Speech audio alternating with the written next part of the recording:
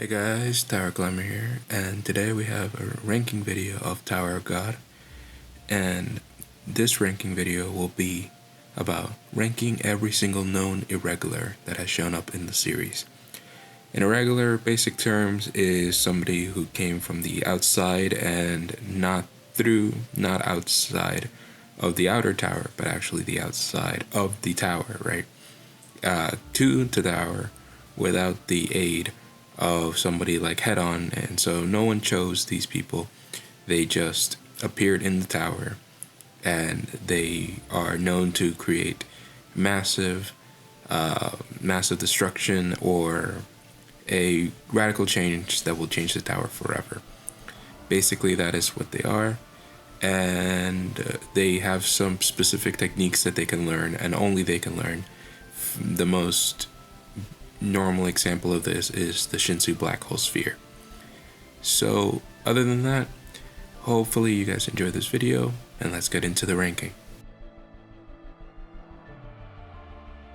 Alright, let us begin this ranking. At 17th place is Rachel. Firstly, I wanted to state that she is an irregular because SIU just fully stated this to be the case.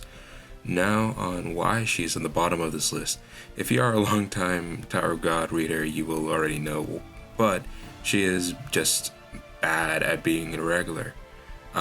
Because of her nature of leeching off others, manipulating people and events, and just not being very proactive in wanting to get better, just wanting to be better by default, right? She is a talented light bearer. Enough to be best seed tied with Goon on the second floor, can use lighthouse enhancement to enlarge her lighthouses. And she has Emily, which basically means she can control the stream of information in the tower. And she has a replica of Jahat's bracelet that can allow her to use Shinsu black hole sphere. Even Hua Yun has stated that Rachel is worthy like all the other regulars, but is not strong enough.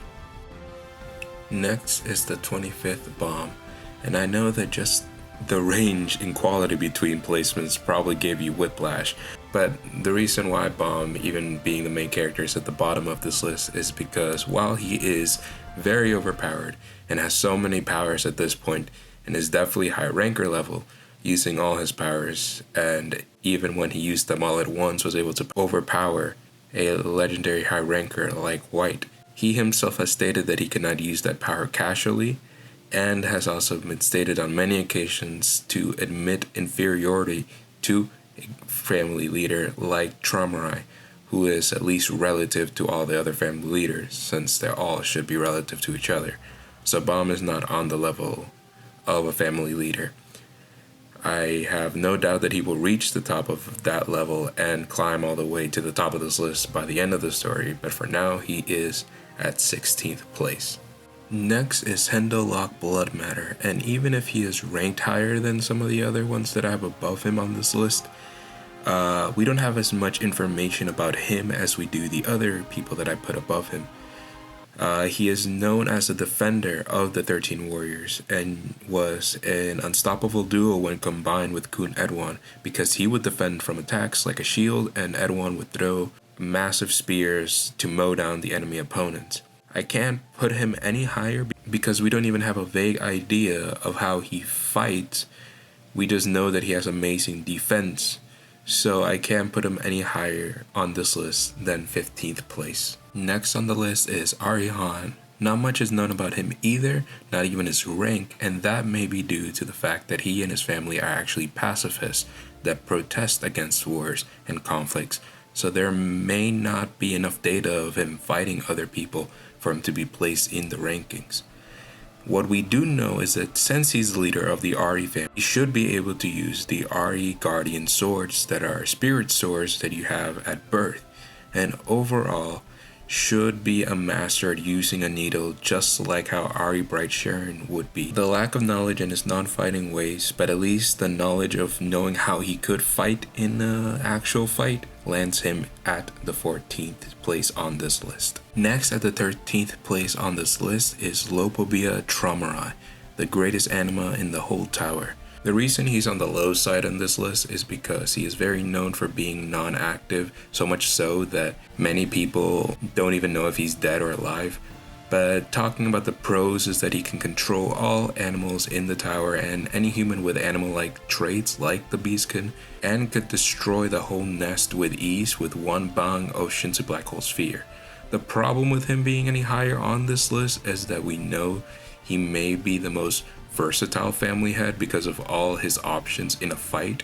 He only personally uses 7 main beasts currently, and while he does have others that he has summoned without a fishbowl, this would mean that the 7 that he uses regularly and the 20 other ones that he gave to his branch heads are the strongest of his creatures, and they're able to be fought back by rankers lower than family heads like Dumas, Yama, and Yasaracha. Not that these people could ever beat Trauma in a fight, of course, but they can at least fight back, and even a family head like Gusting called his animals worthless, so I can't really put him above the other family heads from showings alone. Young Hana is next at 12 because we know that she is the best flame user in the entire tower, and if Evankel is any example of how overwhelming and widespread fire abilities can be in the story, I think it speaks for itself. Yan Hana also has not only fire, but the Yan Flame, that is a special type of living fire that has a will of its own and can protect you, destroy anything it touches, and is able to heal you, like we have seen with other Yans and Kuhn's Firefish. It has also been stated that out of all the 13 warriors, Yan Hana was the most scary when angered, which says a lot considering all the other family heads and what they're capable of.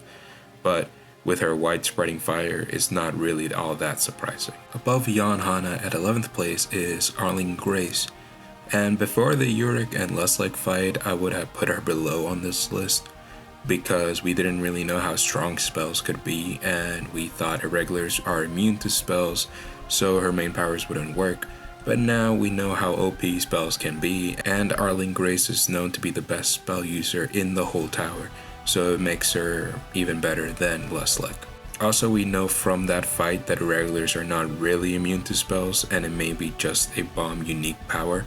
I made a whole video about that topic, so you can go check it out. But yes, overall, Arlene Grace is on this spot because of how versatile and overpowered spells can truly be, and I think because of that, her placement in this spot on this list is completely justified. Reaching the top 10 of this list, first is Pobedao Gusting. He is known as the second best wave controller in the entire tower, can make Shinsu needles, fire from his cigar, can use spells that can wipe the memories of everyone on an entire floor, has a domain expansion like library that you can't leave unless you find the right book, is an anima too because he has the teleporting stingray that he gave to Rachel, can cure people from deadly poisons just from looking at them, has glasses that are observers that he uses to see the flow of Shinsu, and is known as the smartest person in the entire tower. So yeah, at this point of the list, the people above everyone else are just there because they are stronger, and not because the character has any weaknesses or cons that are evident, because Gusting is legit a monster, but we know that the ones above him are even more of monsters. Speaking of monsters, I called Gusting the second best because we know who the best wave controller in the entire tower is, and that is Eurasia Blossom.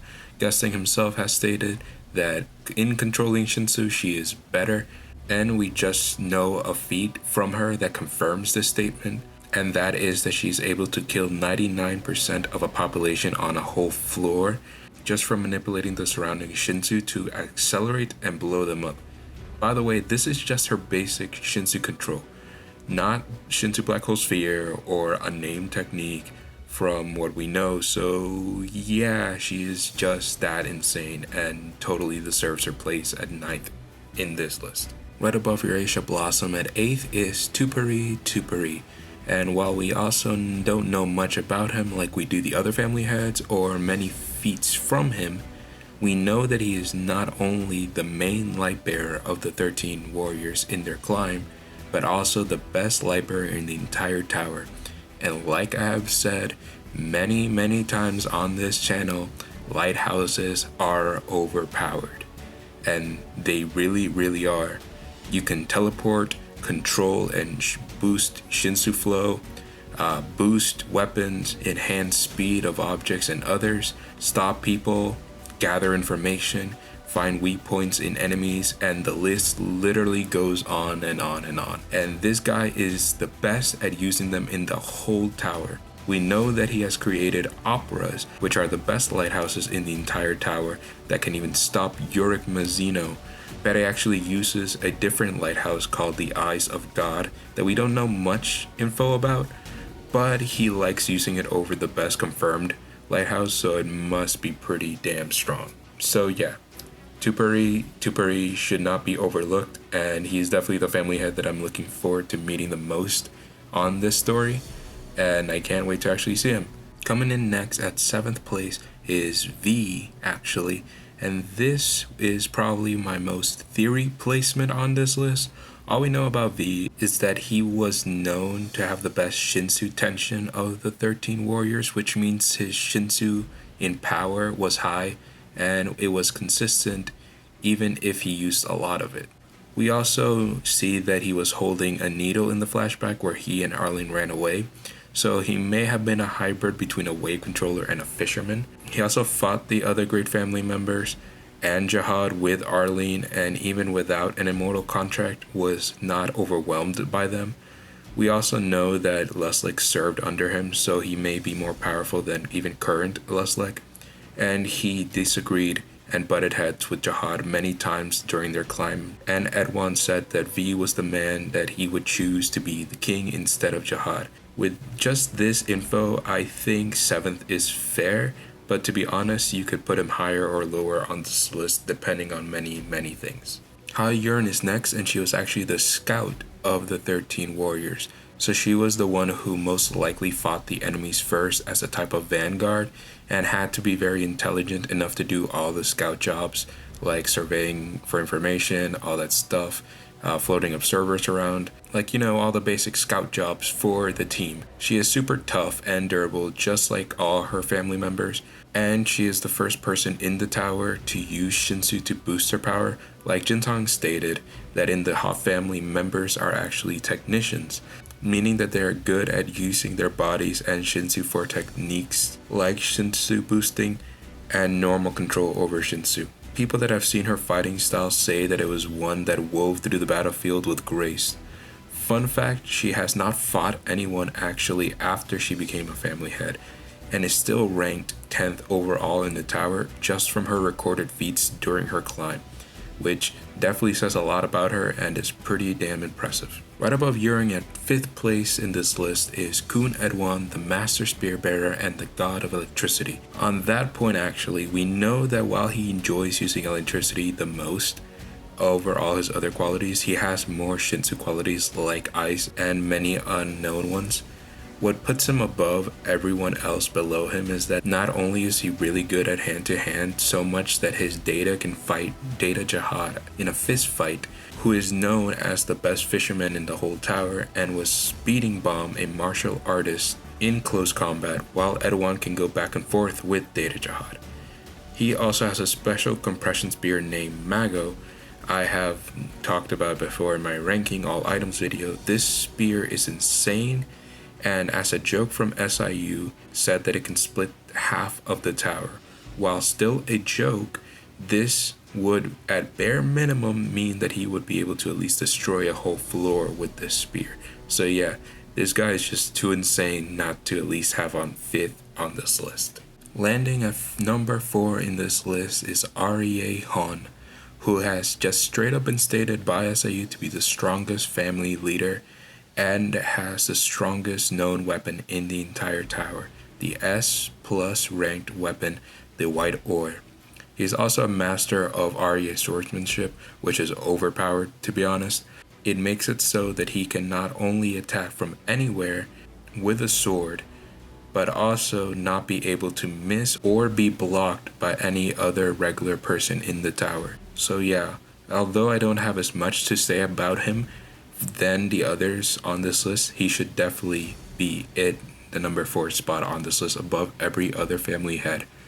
because he had just been stated to be the strongest and have the strongest weapon in the tower. Next on this list is not really a tie per se, but more of a grouping of the two strongest active irregulars currently in the tower, and that is Yorick Mazzino and King Jihad. I am placing them together because I am planning to do a versus matchup on these two to see in more detail who is stronger between the two, because there's a lot of information across the series that state one would beat the other, but I don't think this list should really be done for that. I think that video is better served as a versus. But let's just talk about why they're above Aryehan, and the reason is pretty simple. They have both beaten him in a fight.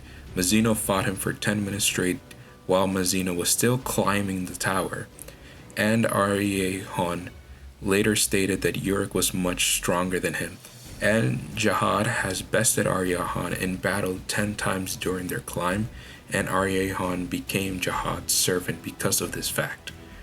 I want to break down their unique powers in a ranker Yorick versus Jihad video, so I will not be diving into their powers as much in this list. Plus, if I did in this video would be way too long because these two are insane and have a lot of feats and powers, right? So to keep this video short and to make a video in the future about this matchup, I'll just be putting them both here because they are both the most strongest active irregulars in the tower that are active. I tried to specify a lot in that last placement, the active part, because above the king and the champion of the tower is the messenger of God, the Red Tower, and Ryu.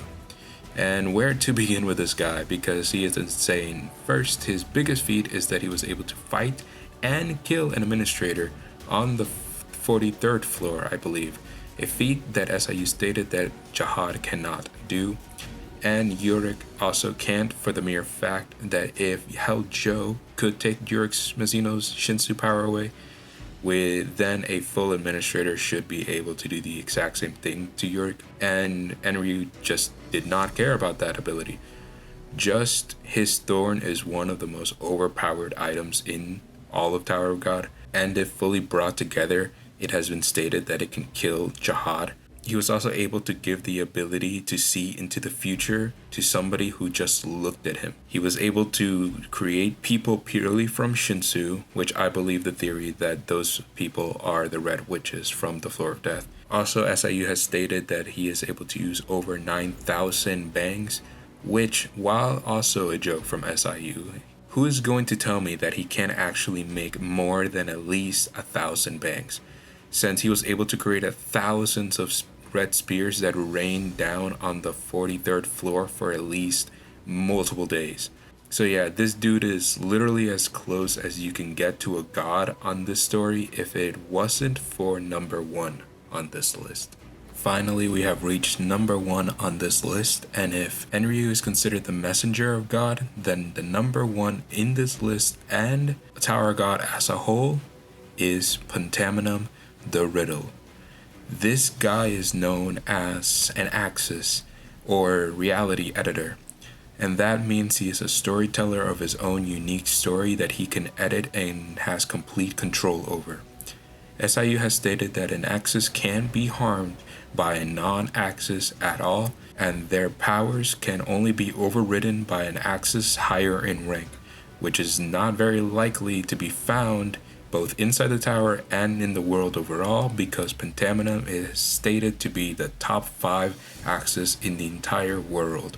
Being an Axis also means that he can control a finite space that he can control the reality inside of. He killed all of Jihad's high rankers in the main castle of Jihad, had a conversation with the jury, then had a conversation with Jihad, and then just disappeared. When this happened, it has been stated that Pentaminum has a freewheeling fighting style and had a weapon never seen before or after in the entire tower. Most people that saw him fight are either dead from the fight or deranged with fear for their entire lives.